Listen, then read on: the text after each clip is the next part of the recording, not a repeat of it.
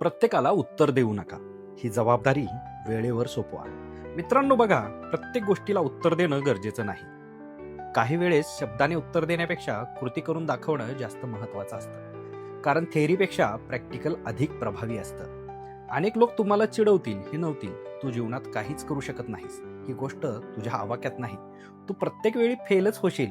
या नकारात्मक गोष्टींना उत्तर तोंडाने नाही, तर तुमच्या कामातून द्यायचं आहे. चाणक्यने ती स्पष्टपणे म्हणते की वेळेपेक्षा परफेक्ट उत्तर कोणीही देऊ शकत नाही. जे लोक आज तुम्हाला कमी लेखतायत, योग्य वेळ त्यांना त्यांची जागा आपोआप दाखवून देईल. तुम्ही फक्त शांतपणे आणि मेहनतीने तुमच्या मार्गावर चालत राहा. आज जे तुम्हाला हसत आहेत, ते उद्या तुमची स्तुती करतील.